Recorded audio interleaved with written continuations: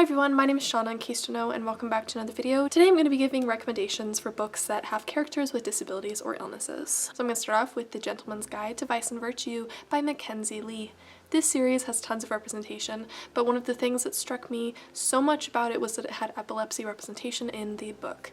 This is the first time that I've ever read a book with epilepsy representation in it, and I think that it's like very powerful representation, and it plays a big part in the story, but it also doesn't take it away from the character's personality and strength as a human being, and I really admire that. Gentleman's Guide to Vice and Virtue, in case you don't know, is a mix between historical fiction and fantasy. There's gay representation in the book, and there is a wild adventure that the characters go on. I'm not going to spoil which character has epilepsy, but just know that it is a character that you will love. My next recommendation for books with disability representation in it is 5 Feet Apart by Rachel Lippincott, Miki Daughtry, and Tobias Econis. In case you don't know, 5 Feet Apart follows a story of two teens who fall in love and they both have cystic fibrosis. There's a lot of cystic fibrosis representation, but there's also a lot of representation of just like living in a hospital long term, which I really appreciated, and I feel like it's something that isn't seen enough in stories, like not so much like a hospital setting when the doctor's like at work, but like a hospital setting of people who are chronically ill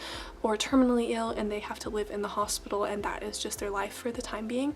I thought that it was a really powerful story. Also, for everyone who stays up to date with YouTubers who are popular and fun, there was a YouTuber named Claire Wineland and she had cystic fibrosis and she passed away, and I read the acknowledgements to 5 Feet Apart like at the end of the book, and it seems as if the book was somewhat inspired by her or influenced by her, and so I think that that's really cool that it was so much more than just like, oh, we're gonna write cystic fibrosis representation, but also like, oh, there's this girl that we learned about cystic fibrosis from that is amazing and she influenced the book even though she's passed away, and I just thought that that was really cool and really powerful. One of my favorite books that I talk about nonstop on my YouTube channel is Human Enough by ESU, and there's disability representation in that book. The main character, Noah, has autism. I think that the way that autism was incorporated in this book was really cool and really unique because it is a gay vampire romance story, but we have a main character who has autism, and I just think that's really cool.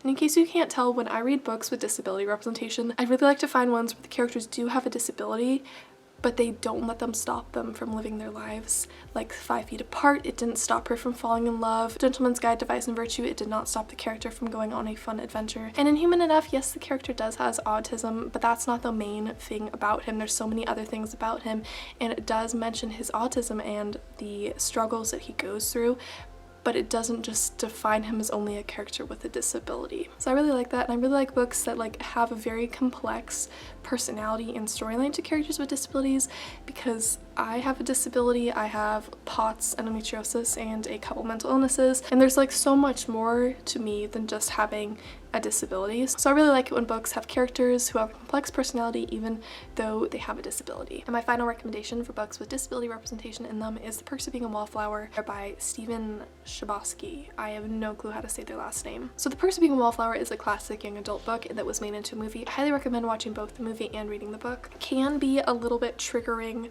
for some people. There's a trigger warning for abuse and suicide attempt, but I think that it has a great portrayal of mental health issues and seeking treatment when things go bad.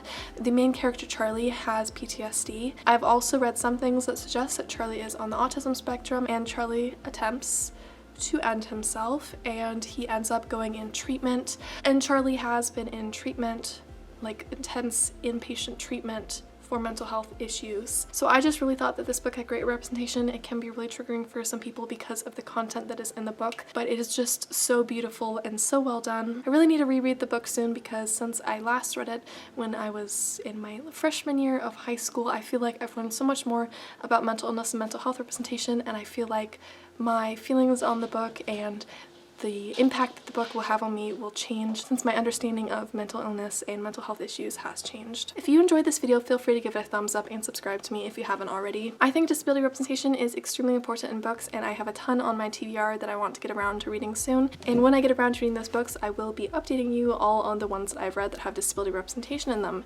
If you have read a book that has disability representation in it and you think that it was done really well and that it was a great book, feel free to leave the name of the book and the author down in the comment section below. I hope all of you are having a fantastic week, and I'll see all of you in my next video.